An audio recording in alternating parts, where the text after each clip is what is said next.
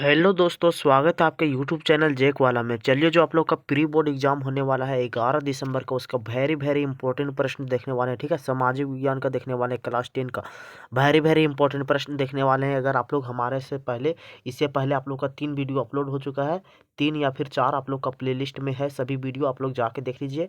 आप लोग का सोशल साइंस से बाहर एक भी प्रश्न बाहर नहीं जाएगा। ठीक है, अगर आप लोग हमारा टेलीग्राम और व्हाट्सएप चैनल नहीं ज्वाइन किए तो डिस्क्रिप्शन बॉक्स में लिंक है, ज्वाइन कर लीजिए। अगर अगर आप चैनल को अभी तक सब्सक्राइब नहीं किए हैं तो सब्सक्राइब कर लीजिए, क्योंकि आप लोग का वीकली टेस्ट का जो आंसर की है सबसे पहले मिलेगा।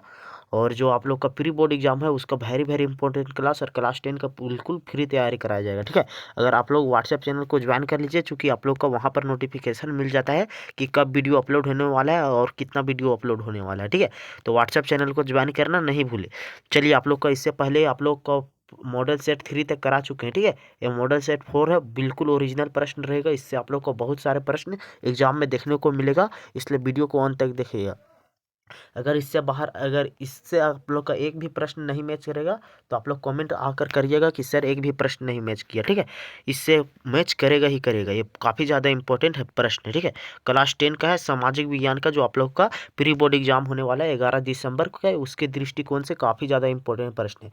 तो चलिए, आप लोग का पहला प्रश्न क्या है, अर्नेस्ट रेनर कौन था। ठीक है, देखिए आप लोग का ऑप्शन ए क्या है, फ्रांसीसी चित्रकार था या फिर फ्रांसीसी दार्शनिक था, या फिर आप लोग का जर्मनी चित्रकार था या फिर जर्मनी दार्शनिक था। तो अस्टर्न रेनर कौन था, काफ़ी ज़्यादा इंपॉर्टेंट प्रश्न है, तो फ्रांसीसी दार्शनिक था। ठीक है, ऑप्शन नंबर बी बिल्कुल सही आंसर हो जाएगा। अब देखिए, दूसरा नंबर प्रश्न है, ये रिपीटेड प्रश्न है, ये आप लोग का सेट 1 में भी करा चुके हैं। ठीक है, देखिए क्या है प्रश्न, जब फ्रांस छिपता है तो बाकी यूरोप का सर्दी जुकाम हो जाता है, यह कथन किसने कहा है। तो आप लोग को ऑप्शन ए देखिए क्या है, बिस्मार्क, ऑप्शन बी क्या है, मेटरनिक, ऑप्शन सी क्या है, नेपोलियन, ऑप्शन डी क्या है, विलियम पर्थन। तो इसका राइट आंसर क्या होगा, ड्यूक मेटरनिक। ठीक है, ऑप्शन नंबर बी सही हो जाएगा। चलिए, अब तीसरा नंबर प्रश्न देखिए क्या है, राष्ट्रवाद की पहली अभिव्यक्ति किस क्रांति के साथ हुई। ठीक है, मतलब जो राष्ट्रवाद की पहली अभिव्यक्ति थी वो किस क्रांति के साथ साथ हुई थी। ठीक है, मतलब किस क्रांति के साथ प्रारंभ हुई। तो आप लोग का ऑप्शन ए देखिए क्या है, 1719 रूसी क्रांति के साथ, ऑप्शन बी क्या है, 1789 फ्रांसीसी क्रांति के साथ, ऑप्शन सी क्या है, 1776 स्वतंत्रता संग्राम के साथ, या फिर आप लोग का ऑप्शन नंबर डी 1857 की क्रांति के साथ। तो इसका राइट आंसर आप लोग का क्या होगा, ऑप्शन नंबर बी होगा। ठीक है, 1889 फ्रांसीसी क्रांति के साथ हुआ था। ठीक है, अब देखिए 4 नंबर प्रश्न क्या है, देखिए 4 नंबर प्रश्न आप लोग का, दुनिया में पहली भूमिगत रेल का निर्माण कहाँ हुआ था। ठीक है, दुनिया में पहली भूमिगत रेल का निर्माण किस देश में हुआ था, मतलब किस शहर में हुआ था। तो देखिए आप लोग का ऑप्शन ए क्या है, न्यूयॉर्क। ठीक है, ऑप्शन बी क्या है, मॉस्को, रूस की राजधानी मॉस्को। ठीक है, ऑप्शन सी क्या है, लंदन, इंग्लैंड की राजधानी लंदन है, याद रखिएगा। ऑप्शन डी क्या है, कलकत्ता, पश्चिम बंगाल की राजधानी कलकत्ता है, मतलब कैपिटल है पश्चिम बंगाल की कलकत्ता। तो देखिए इसका जो राइट आंसर, जो भूमिगत रेल है उसका सबसे पहले निर्माण कहाँ हुआ था, किस शहर में, तो इंग्लैंड की राजधानी लंदन में हुआ था। ठीक है, ऑप्शन नंबर सी सही हो जाएगा। चलिए, अब देखिए 5 नंबर प्रश्न क्या है, जो हम यहाँ प्रश्न करा रहे हैं वो काफ़ी ज़्यादा इंपॉर्टेंट प्रश्न है, आप लोग इसको सभी को लोग करके जाइएगा। ठीक है, आप लोग का प्री बोर्ड में सभी प्रश्न लगभग मैच कर जाएगा। चलिए 5 नंबर देखिए प्रश्न क्या है, यंग इटली एवं यंग यूरोप नामक भूमिगत क्रांतिकारी संगठन की स्थापना किसने की थी। तो यंग इटली और यंग यूरोप दो जो ये भूमिगत संगठन है। ठीक है, क्या है, भूमिगत संगठन, इसका स्थापना किसने किया था। तो देखिए आप लोग का ऑप्शन ए क्या है, काउंट कैविले दे काबूर, ऑप्शन बी क्या है, जूसेppe मेस्सीनी, ऑप्शन सी क्या है, ओटोमन बिस्मार्क, ऑप्शन डी क्या है, विलियम पर्टन। तो इसका राइट आंसर क्या होगा, जूसेppe मेस्सीनी। ठीक है, मेजिनी या फिर मेस्सीनी, दोनों का दोनों जो नाम है वो जूसेppe मेस्सीनी का ही एक नाम है। चलिए, अब 6 नंबर देखिए प्रश्न क्या है, महात्मा गांधी ने असहयोग आंदोलन वापस लेने का फैसला कब किया। जो महात्मा गांधी ने था वो जो असहयोग आंदोलन जो हिंसक हो गया था। ठीक है, मतलब वो हिंसक हो गया था, मतलब उसमें लड़ाई झगड़ा हुआ था, इसलिए आप लोग को महात्मा गांधी है वो इस आंदोलन को वापस लेने का प्रयास किए थे। तो वो कब किए थे, तो आप लोग का ऑप्शन ए देखिए क्या है, जनवरी 1922 में किए थे, या फिर फरवरी 1922 में किए थे, या फिर जनवरी 1923 में किए थे, या फिर फरवरी 1923 में किए थे। तो इसका राइट आंसर क्या होगा, आप लोग का ऑप्शन नंबर बी होगा। ठीक है, फरवरी 1922 में आप लोग का जो महात्मा गांधी है वो असहयोग आंदोलन वापस ले लिया था। ठीक है, चलिए अब 7 नंबर प्रश्न क्या है देख लीजिए, भारतीय वाणिज्य एवं उद्योग परिसंघ FICCI, ठीक है, क्या है, FICCI की स्थापना कब हुई थी। ठीक है, देखिए भारतीय वाणिज्य एवं उद्योग परिसंघ का स्थापना किस वर्ष हुआ था? तो देखिए आप लोग का ऑप्शन ए क्या है 1926 में हुआ था, या फिर ऑप्शन बी क्या है 1927, ऑप्शन सी क्या है 1928, ऑप्शन डी क्या है 1929। तो इसका राइट आंसर क्या होगा आप लोग का? ऑप्शन नंबर बी होगा। ठीक है, 1927 में जो इसका स्थापना हुआ था। चलिए अब 8 नंबर प्रश्न क्या है, देखिए क्या है, खिलाफत आंदोलन के प्रमुख नेता, ठीक है, खिलाफत आंदोलन के प्रमुख नेता जो खलीफा का पद समाप्त हो गया था, ठीक है, आप लोग को याद ही होगा। तो खिलाफत आंदोलन का प्रमुख नेता क्या था? तो आप लोग का ऑप्शन ए क्या है, देखिए खान अब्दुल गफ्फार खान, ठीक है, ऑप्शन बी क्या है मोहम्मद अली एवं शौकत अली, दोनों हमको लगता है दोनों ये दोनों भाई थे, ठीक है। ऑप्शन सी क्या है ससीम इकबाल और सफरराज इकबाल, ठीक है। ऑप्शन डी क्या है मौलाना अब्दुल कलाम। तो इसका राइट आंसर क्या होगा आप लोग का? ऑप्शन नंबर बी होगा, ठीक है, मोहम्मद एवं एवं मोहम्मद अली एवं शौकत अली, ये काफ़ी ज़्यादा सही हो जाएगा, मतलब ऑप्शन नंबर बी बिल्कुल सही हो जाएगा। अब देखिए 9 नंबर आप लोग का प्रश्न क्या है, नेपोलियन युद्धों, यहाँ नेपोलियन होगा, ठीक है, नेपोलियन नेपोलियन युद्धों के दौरान हुए बदलावों को खत्म करना किस संधि का उद्देश्य था? जो नेपोलियन युद्धों को द्वारा बदलाव हुआ था उसको समाप्त करने का संधि किस उद्देश्य का था? मतलब समाप्त करने का जो संधि था वो किस उद्देश्य से था? तो देखिए आप लोग का ऑप्शन है क्या है, आप लोग का वर्साय की संधि, यहाँ वर्साय होगा, ठीक है, वर्साय की संधि। ऑप्शन बी क्या है वियना की संधि, ऑप्शन सी क्या है म्यूनिख समझौता, ठीक है, म्यूनिख समझौता, यहाँ आकार होगा, ठीक है, म्यूनिख समझौता, या फिर आप लोग का कुस्तुनिया की संधि संधि। तो इसका राइट आंसर क्या होगा आप लोग का? ऑप्शन नंबर बी होगा, ठीक है, वियना की संधि से हुआ था। नेपोलियन युद्धों को जे दौरान समाप्त हुए आंदोलन को खत्म करना किस संधि का उद्देश्य था? तो वियना का संधि का इसका उद्देश्य था, ठीक है। अब देखिए 10 नंबर प्रश्न है, काफी ज्यादा इंपॉर्टेंट प्रश्न है। विश्व व्यापारी आर्थिक महामंदी की शुरुआत कब हुई थी? ठीक है, विश्व व्यापारी आर्थिक महामंदी का शुरुआत कब हुई थी? तो देखिए आप लोग का ऑप्शन ए क्या है 1927, ऑप्शन बी क्या है 1928, ऑप्शन सी क्या है 1929, ऑप्शन डी क्या है 1930। तो इसका राइट आंसर क्या होगा आप लोग का? ऑप्शन नंबर सी होगा, ठीक है, 1929 में।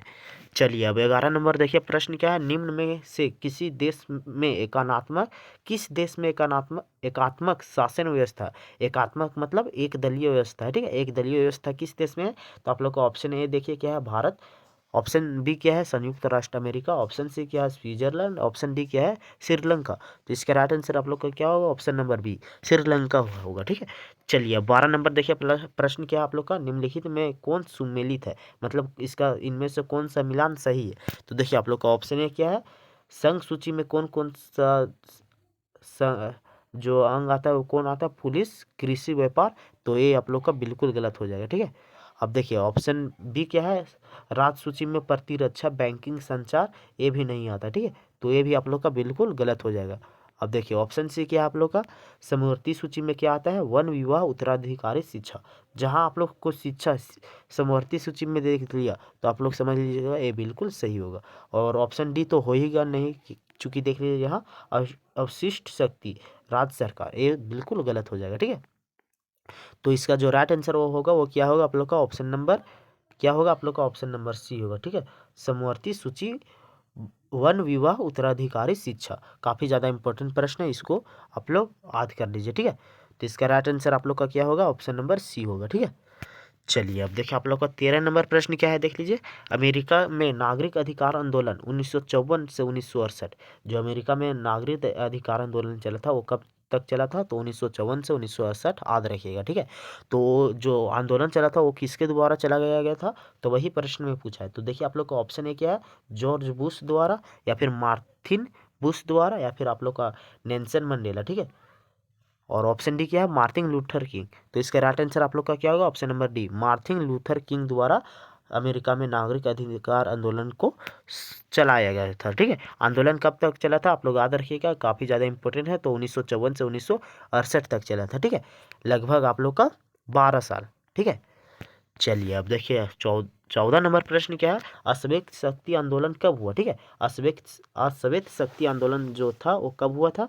तो आप लोग का ऑप्शन ए क्या है देख लीजिए 1980 से 1982, या फिर ऑप्शन बी है 1960 से 1965, ऑप्शन सी है 1960 से 1961, ऑप्शन डी है 1966 से 1975। तो इसका राइट आंसर आप लोग का क्या होगा? ऑप्शन नंबर डी होगा, ठीक है, 1966 से 1975 के बीच। अब देखिए 15 नंबर प्रश्न क्या है, निम्न में कौन सा तर्क लोकतंत्र के पक्ष में नहीं है? ठीक है, जो ये नीचे दिए गए जो तर्क है वो कौन सा लोकतंत्र के पक्ष में नहीं है, मतलब लोकतंत्र का सही डिसीजन मतलब डिफिनेशन नहीं है। तो देखिए आप लोग को ऑप्शन ए क्या है, लोकतंत्र में लोग स्वतंत्रता और समानता का अनुभव करते हैं, ये तो बिल्कुल सही हो जाएगा। ऑप्शन बी क्या है, लोकतंत्र में दूसरे की तुलना में विवादों को बेहतर ढंग से किया जाता है। ठीक है, यहाँ डैश होगा तो ये भी दूसरा बिल्कुल सही है, अब पहला भी सही है। अब तीसरा देखिए, लोगों के प्रति अधिक जिम्मेवार होता है, तीसरा भी सही है। तो अब देखिए बच गया डी।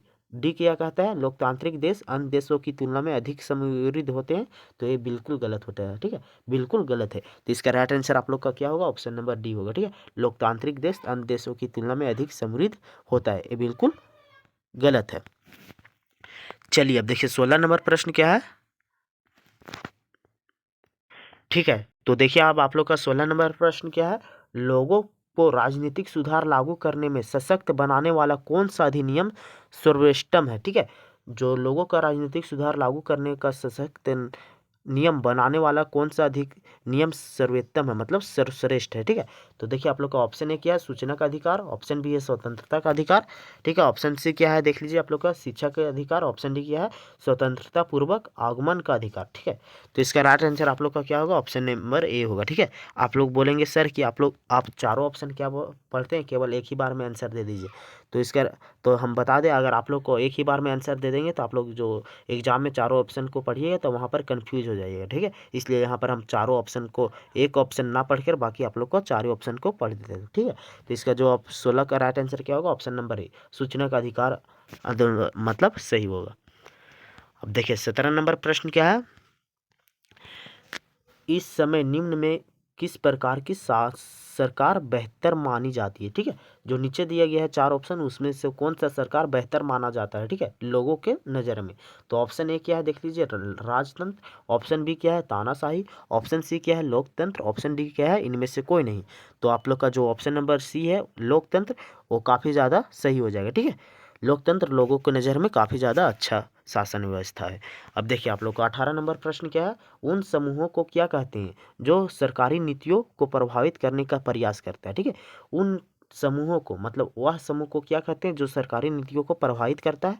तो ऑप्शन ए देखिए, ऑप्शन ए क्या कहता है, आंदोलनकारी समूह। ठीक है, ऑप्शन बी क्या है, दबाव समूह, ऑप्शन सी क्या है, लोक कल्याण समूह, ऑप्शन डी क्या है, इनमें से कोई नहीं। तो इसका राइट आंसर जो आप लोग का होगा वो ऑप्शन नंबर बी होगा। ठीक है, उसे क्या बोलते हैं, दबाव समूह कहते हैं। ठीक है, अब चलिए 19 नंबर प्रश्न देख लीजिए क्या है आप लोग का। देखिए 19 नंबर प्रश्न क्या है, लोकतांत्रिक व्यवस्थाओं के संदर्भ में कौन सा विचार सही है। लोकतांत्रिक व्यवस्थाओं में सफलतापूर्वक, अब देखिए आप लोग का चार ऑप्शन दिया है, सफलतापूर्वक यहाँ पे ए डैश होगा। अब देखिए आप लोग का ऑप्शन ए क्या है, लोगों के बीच टकराव को समाप्त कर दिया, ऑप्शन बी क्या है, लोगों के बीच आर्थिक समानताओं को समाप्त कर दिया, तो ये बिल्कुल गलत हो जाएगा। ऑप्शन सी क्या है, राजनीतिक गैर बराबरी के विचारों को समाप्त कर दिया, ये भी बिल्कुल गलत हो जाएगा। ऑप्शन डी क्या है, हाशिए के समूहों से कैसा व्यवहार हो इस प्रकार मतभेद मिटा दिया, तो ये भी गलत हो जाएगा। तो ऑप्शन नंबर ए है वो बिल्कुल सही है। ठीक है, अब चलिए 20 नंबर आप लोग का प्रश्न क्या है, भारत में कितने राज्य और कितने केंद्र शासित प्रदेश है। ये तो लॉलीपॉप वाला सवाल है। ठीक है, लॉलीपॉप वाला, तो फिर भी इसका ऑप्शन नहीं पढ़ेंगे, इसका सीधा आंसर बोलेंगे, ऑप्शन नंबर सी होगा। ठीक है, 28 राज्य एवं 8 केंद्र शासित प्रदेश, ये बिल्कुल सही हो जाएगा। चलिए बाकी इस नंबर देखिए आप लोग का प्रश्न क्या है, भारत की उत्तरी मैदान किस प्रकार की मृदा से बना है। ठीक है, जो भारत का उत्तरी मैदान हो गया, जैसे आप लोग का उत्तराखंड हो गया, यूपी हो गया, बिहार हो गया। ठीक है, यहाँ से पश्चिम बंगाल नीचे की ओर आता है, यहाँ फिर आप लोग का सिक्किम हो गया, ये सब जो उत्तरी मैदान है वो किस प्रकार की मृदा से बना है। तो आप लोग का ऑप्शन ए देखिए, ऑप्शन ए क्या है, काली हो गया, ऑप्शन बी क्या है, लाल हो गया, ऑप्शन सी क्या है वो जलोढ़ हो गया, ऑप्शन डी क्या है, लेटेराइट हो गया। तो इसका राइट आंसर क्या होगा, ऑप्शन नंबर सी होगा। ठीक है, जलोढ़, जलोढ़ मृदा से बना है। अब आप लोग बोलिएगा उत्तरी मैदान में जलोढ़ मृदा कैसे आया, तो जो आप लोग का उत्तरी मैदान में जो हिमालय नदी है या फिर हिमालय पर्वत है, उससे जो नदियाँ बहती है उसी से आप लोग का जलोढ़ निर्माण का निर्माण होता है। ठीक है, आप लोग तो पढ़े ही होंगे। ठीक है, ज्योग्राफी का सवाल है, काफ़ी अच्छा सवाल था। चलिए अब 22 नंबर देखिए प्रश्न क्या है, भारतीय वन संरक्षण अधिनियम किस वर्ष पारित हुआ। भारतीय वन संरक्षण अधिनियम किस वर्ष पारित हुआ था वही पूछा है। ऑप्शन ए देखिए क्या है, ऑप्शन ए है 1971, ऑप्शन बी क्या है 1972, ऑप्शन सी क्या है 1974, ऑप्शन डी क्या है 1976। इसका राइट आंसर 1972 हो जाएगा, ठीक है, बी बिल्कुल सही हो जाएगा। अब आप लोग को पूछेगा प्रोजेक्ट टाइगर की शुरुआत कब हुई थी, तो आप लोग मारिएगा उसमें 1973 मारिएगा, ठीक है, और इसमें 1972 मारिएगा, चूँकि आप लोग कन्फ्यूज हो जाते हैं, ठीक है। तो याद रखिएगा प्रोजेक्ट टाइगर की जो शुरुआत हुई थी वो 1973 में हुआ था, और भारतीय वन संरक्षण अधिनियम 1972 में हुआ था, ठीक है, याद रखिएगा, दोनों में आप लोग कन्फ्यूज नहीं होइएगा। चलिए अब देखिए आप लोग का 23 नंबर प्रश्न काफ़ी ज़्यादा इंपॉर्टेंट प्रश्न है। हिमालय अयव, ठीक है, यव जिससे टेक्सोल टेक्सोल टेक्सोल काफ़ी ज़्यादा ये है, बेहद औषधि है, ठीक है, जो आप लोग का औषधि मतलब क्या होता है, दवा होता है, ठीक है। तो हिमालय एव जिससे टेक्सोल नामक पदार्थ निकलता है, वो किस बीमारी के लिए उत्तर मतलब किस बीमारी को ठीक करता है, तो आप लोग का ऑप्शन ए देखिए, ऑप्शन ए क्या है, कैंसर, ऑप्शन बी क्या है, हेपेटाइटिस, ऑप्शन सी क्या है, हृदय रोग, ऑप्शन डी क्या है, उच्च रक्तचाप। तो इसका राइट आंसर क्या होगा, आप लोग का ऑप्शन नंबर ए होगा, ठीक है, कैंसर बिल्कुल सही हो जाएगा। चलिए अब 24 नंबर देखिए प्रश्न क्या है, 24 नंबर देखिए आप लोग का प्रश्न क्या है, बहुउद्देशीय नदी घाटी को आधुनिक भारत का मंदिर किसने कहा, ठीक है, बहुउद्देशीय नदी घाटी को आधुनिक भारत का मंदिर किसने कहा, ये काफ़ी ज़्यादा इंपॉर्टेंट प्रश्न है। आप लोग को ये 2023 का ऑब्जेक्टिव में भी मिला था और 2024 का भी ऑब्जेक्टिव में मिला था, ठीक है। 2024 का ऑब्जेक्टिव में इतना सिर्फ नहीं दिया था, आप लोग का एक पूरा पैराग्राफ दिया था और इसको बीच में घुसा दिया था और पूछा था, ठीक है, मतलब कंफ्यूज करके पूछा था। आप लोग का सोशल साइंस में काफ़ी हार्ड प्रश्न आता नहीं है, बस क्वेश्चन को काफ़ी ज़्यादा घुमा दिया जाता है जिससे विद्यार्थी उसमें कंफ्यूज हो जाते हैं, ठीक है, इसलिए आप लोग का सोशल साइंस का एग्जाम अच्छा नहीं जाता है, तो यही रियल कारण है। तो देखिए किसने कहा है आधुनिक भारत का मंदिर बहुउद्देशीय नदी घाटी को, ऑप्शन ए किया है देख लीजिए, जवाहरलाल नेहरू मतलब पंडित जवाहरलाल नेहरू, ऑप्शन बी क्या है, सरदार वल्लभ भाई पटेल, ऑप्शन सी क्या है, doctor Rajendra Prasad, option D क्या है, मौलाना अब्दुल कलाम आज़ाद। तो इसका राइट आंसर जो आप लोग का होगा ऑप्शन नंबर ए होगा, ठीक है, जवाहरलाल नेहरू ने कहा है, पंडित जवाहरलाल नेहरू। बहुउद्देशीय नदी घाटी को आधुनिक भारत का मंदिर किसने कहा है, जवाहरलाल नेहरू, याद रखिएगा। अब देखिए 25 नंबर प्रश्न क्या है, निम्न में से कौन सा तर्क बहुउद्देशीय बांध के तर्क में सही नहीं है। बहुउद्देशीय बांध का मतलब आप लोग नहीं समझ रहे होंगे तो आप लोग को बता देते हैं। आप लोग देखिएगा, नदियों को रोककर सबसे पहले बांध बना दिया जाता है और उसी बांध से सिंचाई किया जाता है, ठीक है, वहाँ से जो आप लोग का ऊर्जा है मतलब जो विद्युत है वहाँ से आप लोग का जल से प्राप्त हो जाता है, ठीक है, फिर आप लोग का नहर निकाला जाता है, नहर से मतलब नहर निकाला जाता है और उससे सिंचाई किया जाता है आप लोग के खेत में, ठीक है, और वहाँ फिर आप लोग का जो जानवर रहते हैं मतलब पशु भी वहाँ रहने लगते हैं, क्योंकि वहाँ पानी मिल जाएगा तो पशु भी रहने लगेंगे। तो इससे आप लोग का फिर देखिए इसके तर्क में कौन सा कथन सही नहीं है, सही नहीं है, ठीक है, नहीं है। तो ऑप्शन ए देखिए क्या है, ये जल के कमी वाले क्षेत्रों में जल लाती है, ये बिल्कुल सही हो जाएगा। ऑप्शन बी क्या है, ये बाढ़ का नियंत्रण करती है, बिल्कुल सही हो जाएगा। ऑप्शन सी क्या है, इससे भारी संख्या में विस्थापन होता है, ये बिल्कुल गलत हो जाएगा। भारी संख्या में नहीं, लेकिन जिस जिस जगह पर आप लोग का जो काफ़ी लोग निवास करते हैं वहाँ पर विस्थापन होता है, पर भारी संख्या में नहीं होता है, कुछ ही संख्या में होता है, ठीक है। तो ऑप्शन नंबर सी गलत हो जाएगा। अब देखिए ऑप्शन नंबर डी क्या था, ये जल विद्युत उत्पादन में सहायक है, ये भी बिल्कुल सही हो जाएगा।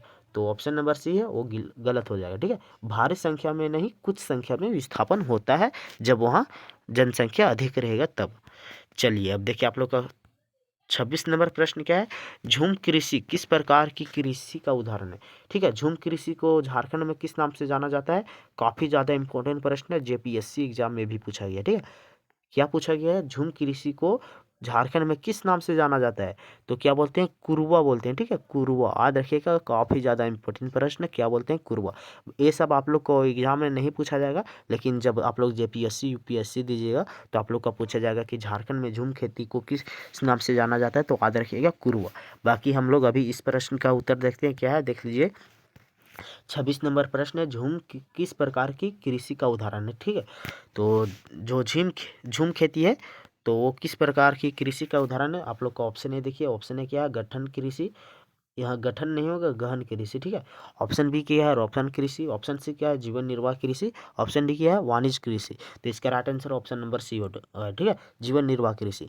देखिए आप लोग का झूम की कृषि में क्या किया जाता है, तो लोगों का एक समूह होता है, वहाँ पर जंगल काटता है, फिर जंगल से राख बनता है। बस वहाँ जब तक मिट्टी वहाँ उपजाऊ रहेगा तब तक वहाँ कृषि करेगा। उसके बाद जब मिट्टी का उपजाऊ शक्ति कम हो जाएगा उसके बाद दूसरे जगह जाएगा, फिर वहाँ को जंगल को काटेगा, बस जो लकड़ी बनेगा उसको फिर से वहाँ जलाएगा। वहाँ फिर जो 2-3 साल वहाँ तक मिट्टी उपजा रहेगा तब तक वहाँ खेती करेगा। उसके बाद इसी तरह आप लोग छोड़ छोड़ के, जो झुम कृषि का समुदाय होता है उसी तरह छोड़ छोड़ के एक जगह से दूसरे जगह जाते हैं, ठीक है। तो उसी को बोलते हैं आप लोग का जीवन निर्वाह कृषि, मतलब जीवन जीने के लिए कृषि करते हैं, ठीक है। चलिए अब देखिए आप लोग का क्या है, 27 नंबर प्रश्न देख लीजिए क्या है। HYV पाइपलाइन की कुल लंबाई कितनी है। देखिए एच से हो गया आप लोग का हजीरा, वी से हो गया विजयपुर, और जिससे अभी हमको याद नहीं आ रहा है, हजीरा विजयपुर, यहाँ विजयपुर, और जी से अभी हमको याद नहीं आ रहा है। जब याद आएगा आप लोग को कमेंट में कर देंगे ना, तो आप लोग बताइएगा, ठीक है। हजीरा, इसको बोलते हैं हजीरा। HYV का ये हम अभी भूल रहे हैं, अभी हम नहीं बताएंगे, ठीक है। ऑप्शन देखिए इसकी, HYV पाइपलाइन की कुल लंबाई कितनी है। ऑप्शन ए देखिए, ऑप्शन ए है 170 किलोमीटर, ऑप्शन बी है 1700 kilometre, option C 180 kilometre, option D है 1800 किलोमीटर। तो इसका राइट आंसर ऑप्शन बी होगा, ठीक है। 1700 किलोमीटर HYV का कुल लंबाई है, ठीक है। चलिए हाँ आधा आ गया, देखिए हजीरा, विजयपुर और जयपुर, ठीक है। चलिए अब देखिए 28 नंबर प्रश्न देखिए आप लोग का क्या है। 28 नंबर प्रश्न देख लीजिए क्या है। निम्न में से किस उद्योग को आधारभूत उद्योग कहा जाता है, ठीक है। आधारभूत उद्योग मतलब जब तक वह खनिज नहीं रहेगा तब तक उसके बिना सभी काम अधूरा है, मतलब सभी उद्योग अधूरा है। तो इसी को बोलते हैं आधारभूत उद्योग। तो देखिए आप लोग का ऑप्शन ए देखिए, ऑप्शन ए क्या है, लौह इस्पात उद्योग, ऑप्शन बी क्या है, सूती वस्त्र उद्योग, ऑप्शन सी क्या है, कांच उद्योग, ऑप्शन डी क्या है, रसायन एवं उर्वरक उद्योग। तो इसका राइट आंसर आप लोग का ऑप्शन ए हो जाएगा, ठीक है।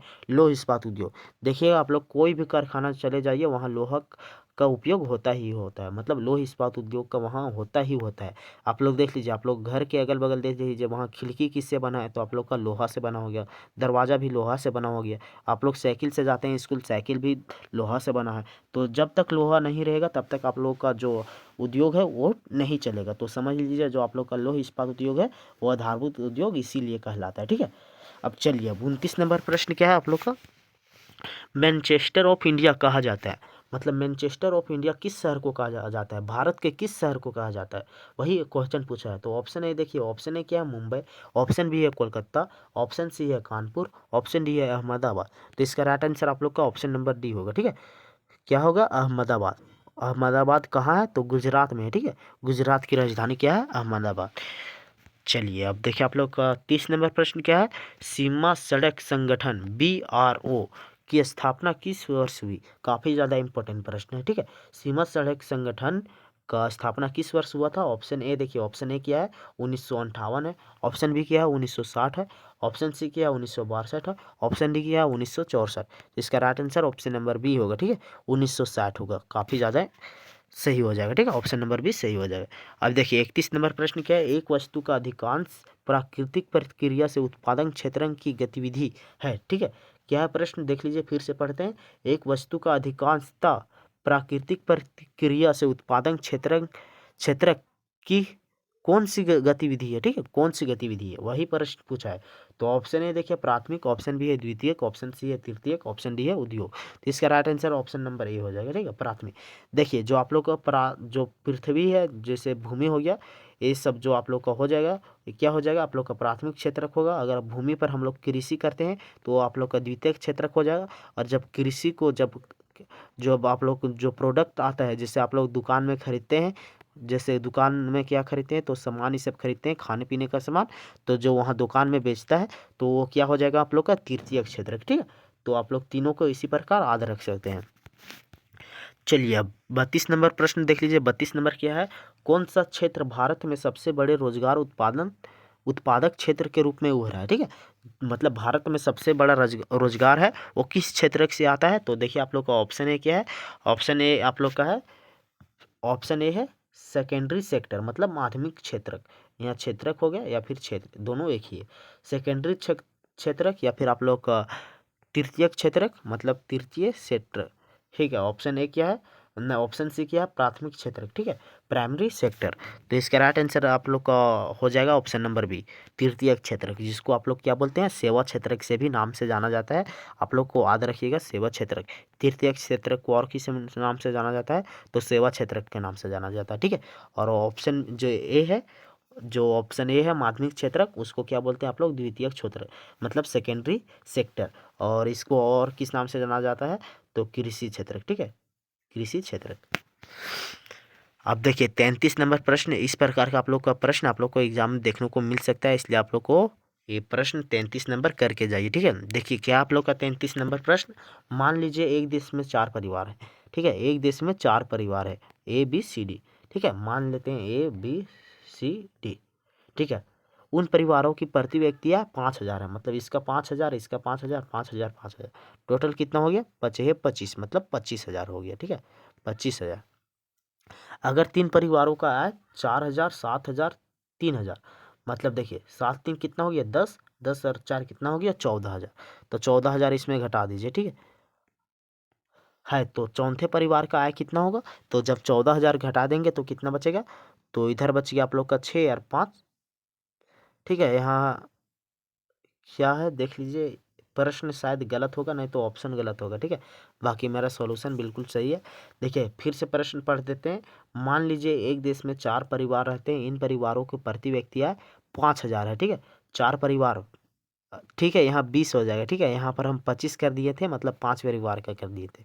तो यहाँ देखिए 20,000 में जब 14,000 चला जाएगा तो कितना बचेगा 6,000, तो 6,000 आप लोग को किस ऑप्शन में दिख रहा है, तो ऑप्शन नंबर ए में दिख रहा है, ठीक है, ऑप्शन नंबर ए बिल्कुल सही हो जाएगा, बिल्कुल सही का बिल्कुल सही।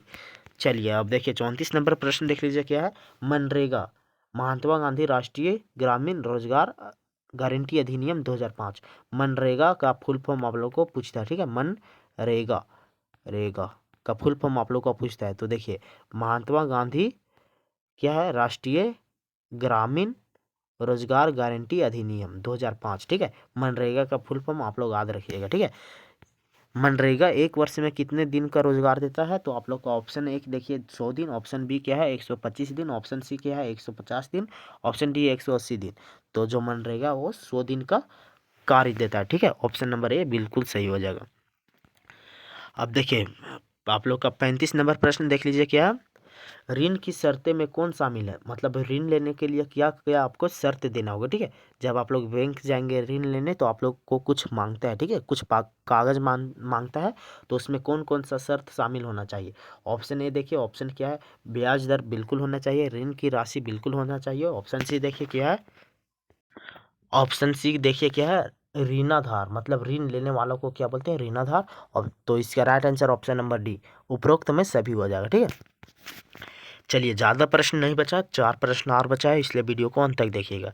चलिए 36 नंबर प्रश्न क्या है, वैश्वीकरण ने जीवन स्तर के सुधार में सहायता पहुंचाई है, मतलब वैश्वीकरण है वो जीवन स्तर की सुधार में कैसे सहायता पहुंचाई है, तो ऑप्शन ए देखिए क्या है, सभी लोगों का, या फिर ऑप्शन बी है विकसित देशों के लोगों का, ऑप्शन सी क्या है विकासशील देशों के श्रमिकों को, ऑप्शन डी क्या है इनमें से कोई नहीं। तो जो आप लोग का वैश्वीकरण हो वो सभी लोगों का जो जीवन में सुधार लाया है, ठीक है, वैश्वीकरण सभी लोगों का जीवन में सुधार लाया, याद रखिएगा। चलिए अब देखिए 37 नंबर प्रश्न क्या है, राष्ट्रीय उपभोक्ता दिवस कब मनाया जाता है, काफ़ी ज़्यादा इंपॉर्टेंट प्रश्न है, ठीक है, इंपॉर्टेंट प्रश्न है। तो देखिए आप लोग का ऑप्शन है, देखिए ऑप्शन है क्या है 22 दिसंबर, ऑप्शन बी क्या है 24 दिसंबर, ऑप्शन सी है 25 दिसंबर, ऑप्शन डी है 26 दिसंबर, जिसका right answer option number B होगा, ठीक है, 24 दिसंबर को राष्ट्रीय उपभोक्ता दिवस मनाया जाता है, याद रखिएगा। चलिए 38 नंबर प्रश्न क्या है, सार्वजनिक एवं निजी क्षेत्रक आधारित आधार पर विभाजित है, मतलब जो सार्वजनिक और निजी क्षेत्रक है वो किस आधार पर विभाजित है, तो ऑप्शन ए देखिए क्या है, रोजगार के शर्तों पर, या फिर आर्थिक गतिविधियों के स्वभाव पर, या फिर उद्यमों उद्यमों का स्वामित्व पर, या फिर उद्यम के नियोजन श्रमिकों की संख्या पर। तो इसका right answer option number C होगा, ठीक है, उद्यमों की स्वामित्व पर आधार है आप लोग का सार्वजनिक और निजी क्षेत्र, ठीक है। चलिए अब आप लोग का देख लीजिए क्या प्रश्न, आप लोग का 39 नंबर प्रश्न देख लीजिए, उसके बाद अंतिम नंबर प्रश्न है। देखिए 39 नंबर प्रश्न क्या है, आभूषणों की गुणवत्ता परमाणु प्रमाण हेतु कौन सा हॉलमार्क का उपयोग किया जाता है, ठीक है। तो यहाँ पर आप लोग का एक भी ऑप्शन सही नहीं है, ठीक है। इसका आंसर आप लोग कमेंट करिएगा। देखिए प्रश्न क्या आप लोग का, प्रश्न फिर से पढ़ देते हैं। आभूषणों की गुणवत्ता प्रमाण हेतु कौन सा हॉलमार्क का उपयोग किया जाता है? इसका आंसर आप लोग कहीं से भी खोज कर देख लीजिएगा और आप लोग गूगल में सर्च करके कमेंट करिएगा, या फिर आप लोग को याद है तो कमेंट करिए। देखते हैं किसको किसको यह प्रश्न याद है। चलिए 40 नंबर प्रश्न इंपॉर्टेंट प्रश्न है और अंतिम नंबर प्रश्न क्या है? वैसी कंपनियां जो एक से अधिक देशों में उत्पादन पर नियंत्रण करती है क्या कहलाती है? तो बहुराष्ट्रीय कंपनियां कहलाती है, ठीक है। ऑप्शन नंबर ए बिल्कुल सही हो जाएगा। इस प्रकार आप लोग का जो 40 इंपॉर्टेंट प्रश्न, काफ़ी ज़्यादा इंपॉर्टेंट प्रश्न है, उसको हम करा चुके हैं, ठीक है। अब अगर आप लोग सब्जेक्टिव देखना चाहते हैं तो देख लीजिए, ठीक है। देखिए आप लोग का सब्जेक्टिव देख लीजिए, इसके बाद आप लोग का सब्जेक्टिव का प्रश्न अपलोड हो रहा है। आप लोग वेट कीजिए, आप लोग का सब्जेक्टिव का प्रश्न जल्द ही मिल जाएगा, ठीक है। हम सिर्फ ऑब्जेक्टिव नहीं कराएंगे, आप लोग का सब्जेक्टिव भी कराएंगे। वीडियो कैसे लगा आप लोग कमेंट करिएगा, ठीक है। और कौन कौन अंत तक देखे हैं उसके लिए एक ब्रेकिंग न्यूज़ है, क्या है, आप लोग हमारे व्हाट्सएप चैनल को जुड़ जाइए और आप लोग, ठीक है, वहाँ पर आप लोग का प्री बोर्ड का कुछ हेल्प मिल जाएगा और आप लोग का फाइनल बोर्ड का और आप लोग का प्री जो वीकली टेस्ट होता है उसका आंसर की मिल जाएगा, ठीक है। तो वीडियो कैसा लगा आप लोग कमेंट करिएगा। इसी प्रकार का इंटरेस्टिंग वीडियो पाने के लिए हमारे चैनल को सब्सक्राइब करिए, बेल आइकन को प्रेस कर लीजिए। चलिए मिलते हैं अगले वीडियो में, तब तक लिए बाय। जय हिंद, जय झारखंड, जोहार झारखंड।